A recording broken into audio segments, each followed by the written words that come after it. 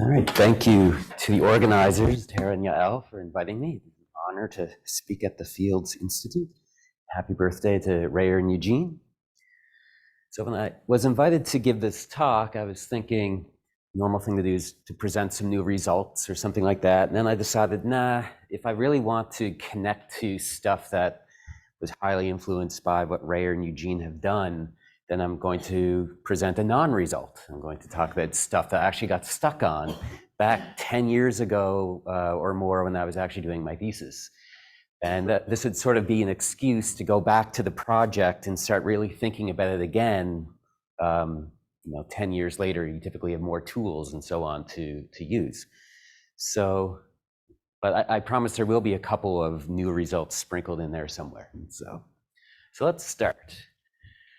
So I'm going to just begin with the general setup, and a lot of this will be review, but that's okay. I needed to fill up 50 minutes worth of slides somehow, so here we go. So we'll start off with a connected symplectic manifold, making it connected just for simplicity. And I have a compact Lie group acting in a Hamiltonian fashion on M with an equivariant momentum map phi. And I will also use pi for the quotient map to the orbit space and mod G. I'll call Z the zero set of the momentum map. And of course, if zero is a regular value of phi, then we know that Z is a closed submanifold of M, and G acts locally freely on that, giving us a symplectic orbifold for the symplectic quotient. And for the purposes of this talk, I only care about the quotient at zero. If you really care about the other values, you can do the so-called shifting trick, but zero is just convenient to focus on. And the famous result of Rayer and Eugene is that if zero is a critical value, then you can still say something. Z is a closed Whitney stratified subspace of M, and G acts on it, giving you a so-called symplectic stratified space as your symplectic quotient. And as I said, there'll be a little bit of review, so let me actually expand on that in case there's a grad student or someone who hasn't seen this before. So what is this stratification? Well, you begin with these sets, these M sub H's, which are all the points that have stabilizers conjugate to H. Those themselves typically don't have to be strata, but if you take their connected components, then you get a Whitney stratification called the orbit type stratification on M. Issue, of course, being that the dimension can jump around if you look at the whole M sub H. And this stratification induces stratifications everywhere. So you get a stratification on the orbit space M mod G just by quotienting out each stratum by G. You get a stratification on Z simply by intersecting Z with each stratum. Well, okay, you might need to take more connected components, but essentially it's connected components of Z intersect M mod H, which themselves descend to strata on the symplectic quotient. And as Eugene and Rayer proved, these strata are actually symplectic manifolds. So all my strata are a bunch of symplectic manifolds pieced together, and you can imagine some global Poisson structure, which kind of makes it all one big thing. That's how all the symplectic structures are related, is a global Poisson structure. So that's the symplectic stratification. And these stratifications have your principal strata. They have these open, dense strata, which are the most important. And so we're going to name those Z prin and M, whatever you want to call that, M double mod G prin. So these are the principal strata. And just to set notation, I'm going to call capital I the inclusion of Z prin into Z, and J the inclusion of the principal stratum on the symplectic quotient into the symplectic quotient.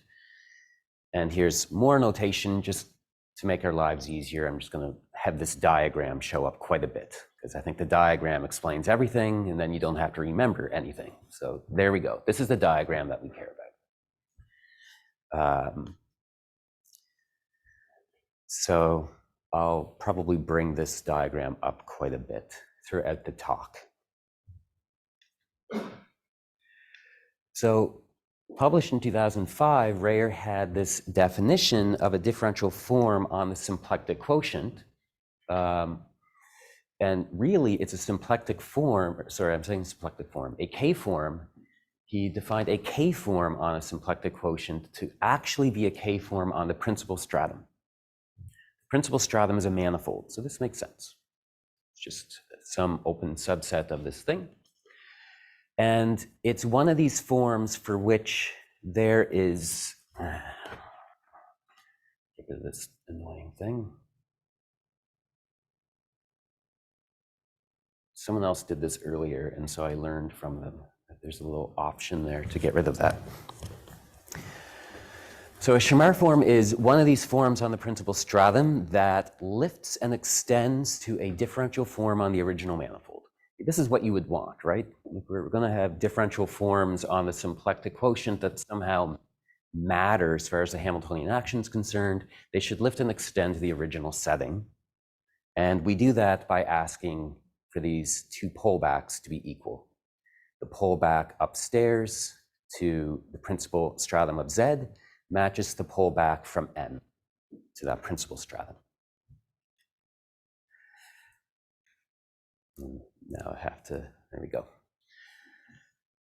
So without loss of generality, we can always assume alpha tilde is G invariant just by averaging. And that's where it's important for Z to be a closed subset. And Rayer proved that you end up getting a de Rham complex, and I'll denote it this way. And moreover, you get a Poincaré lemma, you get Stokes' theorem, you get a de Rham theorem, so you get pretty much everything you want, except maybe for one thing. There's one thing that's missing, and this is an important question. Is this complex of forms intrinsic? And so what do I mean by this? In practice, when you do symplectic reduction, sometimes you have to do reduction in stages. You have a product group, say, and you're going to reduce by one component of the group at a time. And that means your symplectic quotient can look different depending on how you do that reduction. And there's this question, are the Shamar forms going to be the same, or are they even defined, and so on. So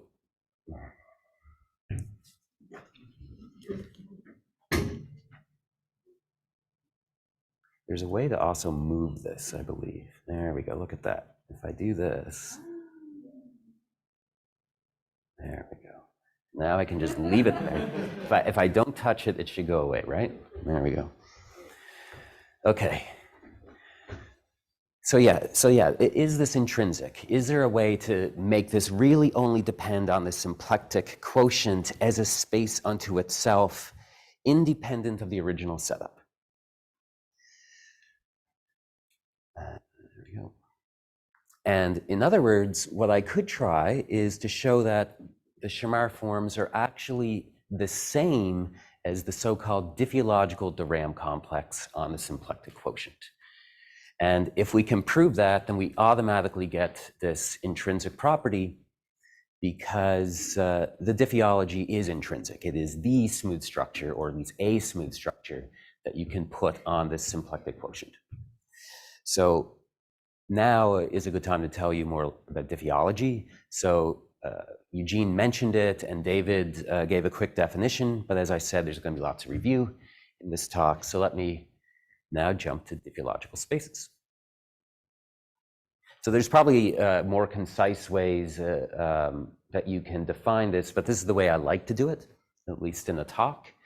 So let's just fix a set, X, and I'm going to call parameterization just any function from an open Euclidean set or an open Cartesian set, some open set of Rn. And here n is not fixed. So these could be curves, these can be maps from R17 into your space. It doesn't matter what n is. So I'll call these parameterizations. And a diffeology is simply a family of parameterizations that contain all constant maps. There's a Sheafy condition. So if locally parameterization is contained in the Diffeology, then globally it is as well. So there's a quick way of writing that. And also smoothness needs to come in somewhere. And the smooth compatibility condition is if I can precompose with a function between an open subset V and the domain of a plot P, then that should also be in the Diffeology as well. So that's smooth compatibility. Together, we call this a diffeological space, and the parameterizations of the Diffeology are called plots. To finish off the category, a map is diffeologically smooth if it pushes forward plots. In the terminology of Bez and Hoffnung, we get a complete, co-complete quasi-topos, which is super fancy language that very few people understand. At least I don't. You have to go look up what all that means. But what it really means is we can do anything we want in this category, essentially. You can take quotients, products, coproducts, subsets, function spaces, limits, co-limits, all those things. They're all in there. The things you can't do are things that I personally don't care about. Something with sub-object classifiers, and I just don't care. As a geometer, this is what I care about. So this is an extremely convenient category, and I'm going to try to use it to get that intrinsic property for Rayer's forms. So given the diffeological world, we get a differential form for free, and here's the definition. You can think of it in the following way. You have a diffeological space, you have a bunch of plots mapping into it, and to every plot, I'm going to assign a differential form. So I'll call these forms eta sub p. So eta is the differential form, and eta sub p is the form that I'll assign to that plot. And there has to be a smooth compatibility condition, and here it is. If P composed F is a plot, then F, the pullback by F of A to P has to be equal to the assignment to the composition. And that's a differential form. The differential itself is just pretty much the same thing. You assign dA to P to every P. And this is a de Rham complex. Any questions so far? How many slides have I done so far? It doesn't say. I have to make sure I don't go too fast. This also gives me a chance to have some water. Okay. So there's our de Rham complex. So let's give you some examples. Smooth manifold has a natural diffeology given by pretty much all your smooth maps from open subsets of Euclidean spaces into your manifold. That's your diffeology. The de Rham complex is isomorphic to the standard one. And at least from what I'm told, if you go back into the old physics literature and look at their definition of a differential form, it's the same as the diffeological one. They're actually the same definition. Diffeological maybe in more modern language. So this shows up in many other places. So for example, if G acts on M properly, then the diffeological forms on the orbit space downstairs are isomorphic to the basic forms on M. And the only condition here I have is proper. So this generalizes the result of Cazul and Palais, where you have a proper free action. It actually holds for any proper action. And in fact, Yael and I proved, so this is joint work with Yael from some years ago, but Yael and I actually proved something further. All you really need is for the group's identity component to act properly. You don't need the whole group to act properly. And that's a massive generalization. So now you can look at the irrational tori, these diffeological groups that are not Lie groups. You can talk about their actions and things like this. So there's a large number of cases contained in these papers. So I also extended this to proper Lie groupoid actions using the linearization theorem for proper groupoids. I don't know what date to put on that. The result itself is from 2013, and then it's one of these things where the paper was rejected, and I said, it's on the archive, I don't care. And then a bunch of people cited it, and so I decided, okay, fine, I'll put it in a conference proceedings or something. And so there it is. Almost 10 years later, it's finally published, but there it is. So I don't know, what do you people think? Should we start putting dates for correct mathematics on the archive or dates for publications? Because post-pandemic world, it seems the gap is getting larger and larger, right? So I don't know. So here, it's the same result as the properly group action case, except you might ask, well, what does basic mean when it comes to groupoids? And here I'm actually using a definition that Eugene told me, and it's that the pullback by the source is the same as the pullback by the target. It's a very convenient definition for a basic form.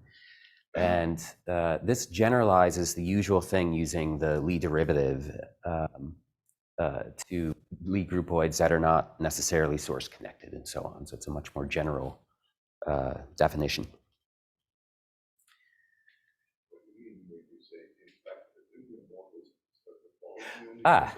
Yeah. So if you actually go and you read Patrick Glassier-Zamore's book on Diffeology, he actually puts a Diffeology on the forms themselves. So it's sort of like a functional Diffeology. And using that, you get more than that this is an isomorphism, you get that it's a diffeomorphism with respect to that Diffeology. I don't know if it's useful, but it's true. Yeah. I don't know if it's due to you, but you're the one who told it to me, so maybe I shouldn't put due. So definition due to listening to Eugene tell me things. So there we go. There we go. Fair enough. I didn't want to read you the slides though after I had thought about it. So. And of course, David just spoke yesterday, and David generalized a lot of this to these foliation cases where we have either a regular foliation or these singular foliations where the leaves assemble into these diffeological submanifolds. So, of course, that's not what this talk is about. This talk is about sort of that result, but for the symplectic quotients. I want it for those, connecting them to Rayer's definition. I think of Rayer's definition as sort of the natural definition that you would want, so I want those to be the same as the diffeological definition. So here's the goal. The goal is to show that this pullback from the symplectic quotient going back to the principal stratum, it's going to pull back diffeological forms here to hopefully Shamar forms here. So when I say well-defined here, I really mean what I wrote down explicitly is well-defined. The pullback J star is always defined, but I want it to take its image in the Shamar forms. So that's what I mean by Shamar, or by well-defined. So this takes me back to my thesis, and it's not hard to show, when, of course, when 0 is a regular value, that this is true. But if 0 is a critical value, I got stuck. And I wasn't able to show anything beyond the following piece, which is that certainly the Shamar forms are contained within the image of the pullback. So my goal is then not to entertain you with results, but to instead entertain you with open questions. So I can tell you exactly what goes wrong when you try to repeat the proof for the regular value for the critical value instead. And it comes down to some very interesting open questions. But as I said, eventually I will say a result that's new, just because I feel guilty not doing something like that. Could you quickly tell us what's the diffeology of the registration? Sure. Go backwards. Actually, I can stop here. So There's two ways you can do it, and it gives you the same thing. You can start with the diffeology on M, which we know because M's a manifold. You can look at the subset diffeology on Z. This is all plots going into M that happen to have image in Z. The quotient diffeology is all plots down here that locally lift to Z.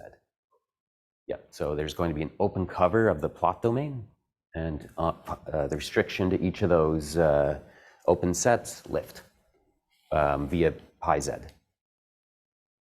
Equivalently, I can take the quotient diffeology here and the subset diffeology here, and you get the same thing. If you just look at the two definitions, you'll see, okay, yeah, they're going to commute. Other questions? Okay. So let's start with a Shamar form. So as I said, I'm actually going to go through the proof of the regular case, and then at each step say what goes wrong with the critical case. So if we start with a Shamar form, there it is. I try to be clever with my Beamer slides. You pull it back. Well, first of all, this is a Shamar form, so we know there's some alpha tilde living up here that pulls back to the principal stratum on Z, which itself is the pullback of sigma. So that is the definition of a Shamar form. Well, if I can do that, then I just have to take alpha and not pull back so far. And if 0 is a regular value, we know that Z is a manifold. It's a G manifold. So we know that this form is going to be invariant, because I'm just going to assume alpha tilde is invariant. And the horizontal feature of basicness is a closed condition. So if alpha tilde is basic or horizontal over here, and this is open and dense in Z, then it's going to be basic over here as well. So that's a closed condition. So the pullback of alpha tilde here is basic, and so it descends to a beta here. And then the diagram commutes, and so if you pull back beta, you get sigma. So in the regular case, this really isn't so bad. You just use the fact that I have this open dense condition right here. So what happens if I have a critical value? Well, in that case, it's not immediately clear because, well, let's think about what we just did for the regular case. I'm not really using the fact that the principal stratum is open and dense in Z. I'm using the fact that the tangent bundle, or some fibered product of the tangent bundle, is open and dense inside here, the tangent bundle to Z. You have to be very, very careful of that, because when you go into the diffeological world, at least 10 years ago, tangent bundles were not defined. We did not have a notion of tangent bundle. They were not understood.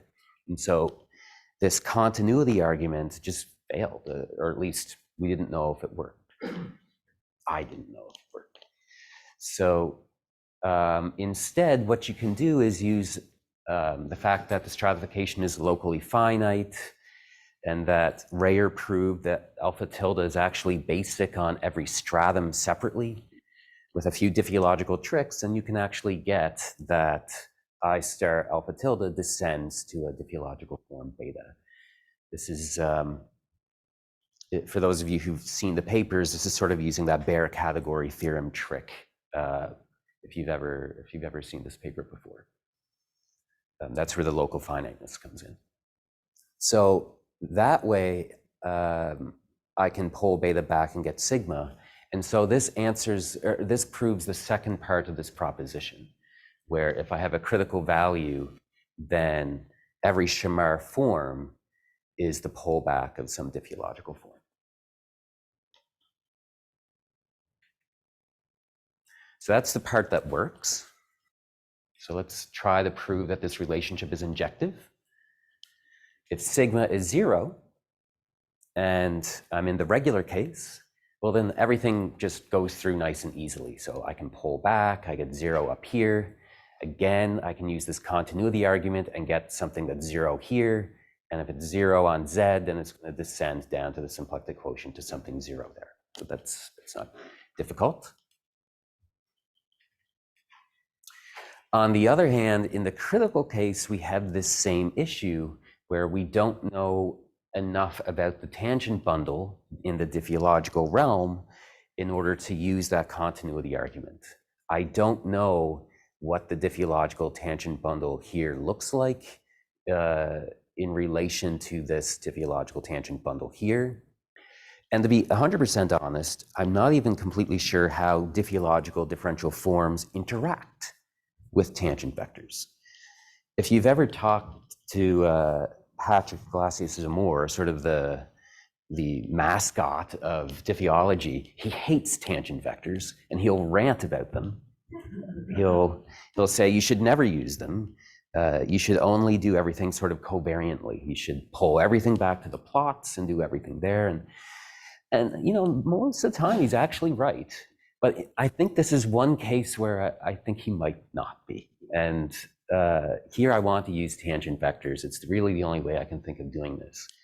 And I've thought about this over the years, off and on. I'm thinking, oh, this should be trivial. And then you really come back to the same problem. I don't understand how to extend from Z principal to Z. So there's an open question. That's my first open question. How, and sort of a two-part question, how do differential forms in the diffeological world interact with tangent vectors? This, I don't think, has been written down, has not been studied. And then secondly, what does the tangent bundle even look like in this case where we have the pre-image of a momentum mapping? I mean, it's a pretty nice level set. For example, if it's a circle action, it's just a quadratic cone of sorts. So we probably should answer this question. So that's open question number one.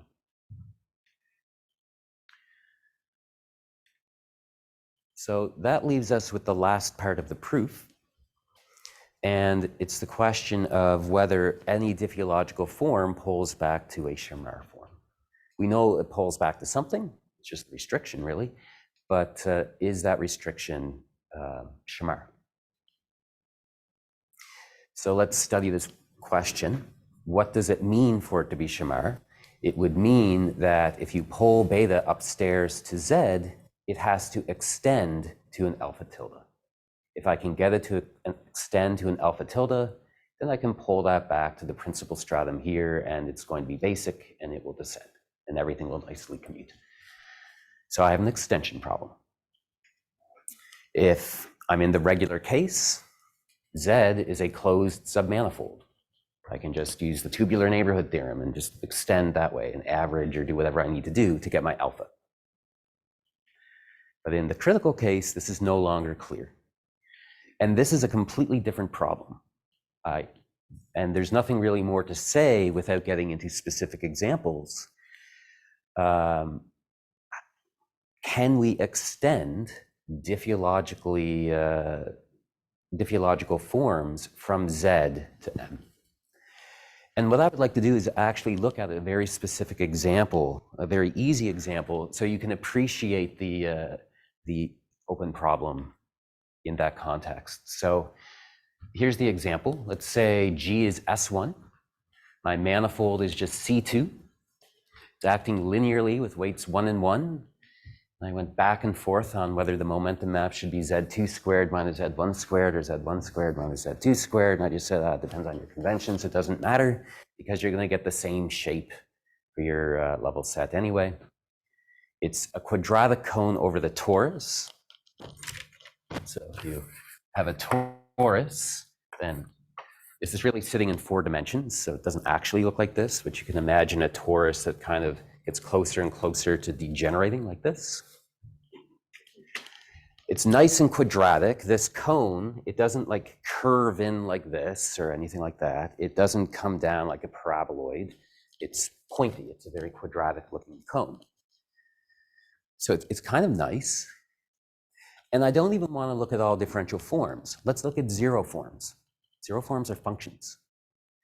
So I now am asking if I have a diffeologically smooth function on this shape, does it extend to all of R4 as a smooth function? is like a Whitney extension theorem problem. But Whitney's extension theorem, well, it works for locally closed convex sets and stuff like this. As far as I know, it's not been done for quadratic cones. I could not find it in the literature. So this is an excuse for me to babble a little bit more for another aspect of my research, because this starts to get into other stuff. So let me recast these open problems in a different way. So I'm going to review something that Eugene talked about. Eugene called them differential spaces. I used to call them differential spaces, and then I hung out with Marcus Pflaum a bit, and he always cared about differentiable spaces, and that just got very confusing. And so I started calling them Sikorski spaces instead. So Sikorski invented them, he wrote down the axioms, and so it seemed like a good name. And other people do this as well. So let me remind you what these are. A Sikorski structure on a set X is just a family of real valued functions. Well, it's a C-infinity ring, and if you want, that's a quick way of saying it. But to remind you what that means, in this context, I can just compose them with real valued functions like G, this, and I remain in my family. And I have a Sheafy condition. So I throw the initial topology on X, which is the weakest topology, making the functions continuous. And if I have a function that locally is in F, then it's globally in F. If it can locally extend, then it's in there. And I get a Sikorski space. So you can sort of look at this and appreciate that this is almost a dual notion to a diffeology. A diffeology is stuff mapping into your set. A Sikorski structure is stuff mapping out of your set. And it's very, in my opinion, but whatever, it's very important to start to consider both. I don't know if any of you have ever taught point set topology, but if you do, you'll notice there's two different chapters you cover. There's the chapter on connectivity, where you use paths, and maybe you even do the fundamental group and so on. This is all topology of stuff mapping into your space, and it gets you invariants like the fundamental group. Then you cover the chapter on separability. It's completely different, but you start asking, can I separate 2 points with functions? Can I separate a point in a disjoint closed set with functions? Different questions, but it's also topology. But you consider both at the same time. You never really even think about it.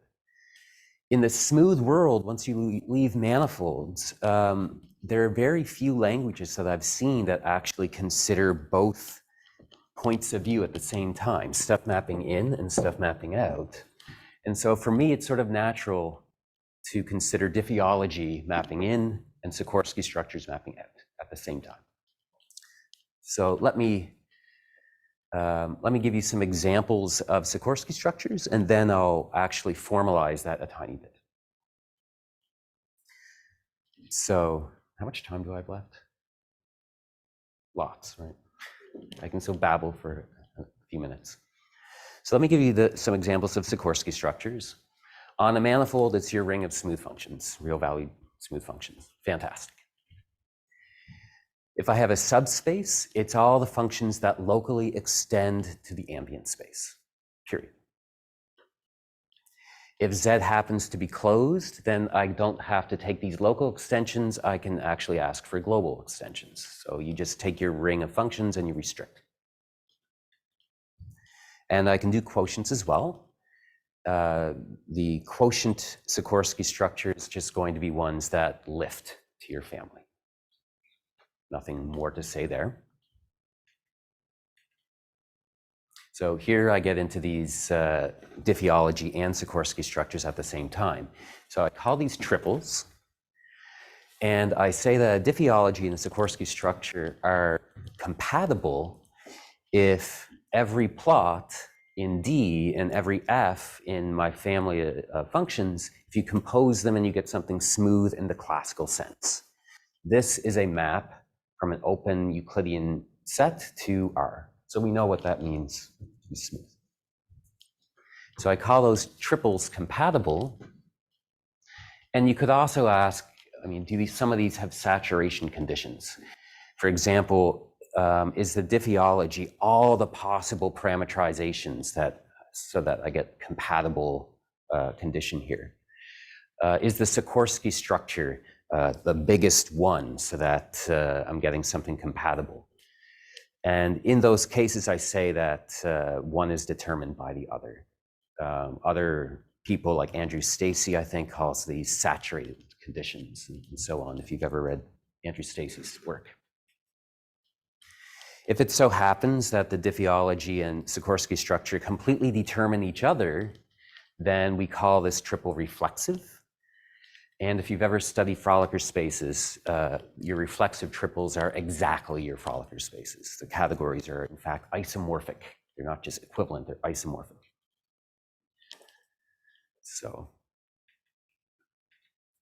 So for example, and here's the new result. It's a small result, but whatever, I have to give you some new result. If I take a convex set, just an ordinary convex set in Euclidean space, and I give it its induced subset Diffeology and its induced Sikorski structure, then there are things I can say. If it's locally closed or equivalently locally compact, then I get a reflexive triple. What this means is if I have a locally closed convex set and I have a diffeologically smooth function, f, then I can extend it, at least locally, to all of the ambient space. So I can actually use Whitney's extension theorem. I'm allowed to do that. However, if it's not locally closed, it's probably not true. And by probably, it's more, I think we were just, it's going to be true. You just have to take this example right here and extend it. So we gave an explicit example of a non-locally closed convex set, and here's a picture of it, where you have a diffeologically smooth function that does not extend locally. So this is the upper half plane, and we've thrown in the origin and the positive x-axis, and around the origin, so we constructed a function on this. It's diffeologically smooth, but around this origin here, you absolutely cannot extend it smoothly. What we actually did is we showed you could extend it to a CK function on an open neighborhood of the origin, but the higher K is, you kind of have to take those open neighborhoods to be smaller and smaller until it all gets destroyed in the limit. So you really do need locally closed for this to work. As far as we know, and this was joint with Yael, so we submitted this just, what, a month ago? Something like that. And as far as we know, this has not appeared in the literature anywhere. So let's go back to the symplectic forms, or I keep saying symplectic forms, the forms on the symplectic quotient. How can I recast what we've been looking at in this language of triples? So in the case that we're looking at zero forms, if we can show that Z is a reflexive triple with respect to its diffeology coming from M and its Sikorski structure coming from M, then we would have that Shamar zero forms are the same as the diffeological zero forms. And if that's true, well, that's going to be encouraging to go and try to extend all of the other forms as well, the K forms in general. So thank you. That's it.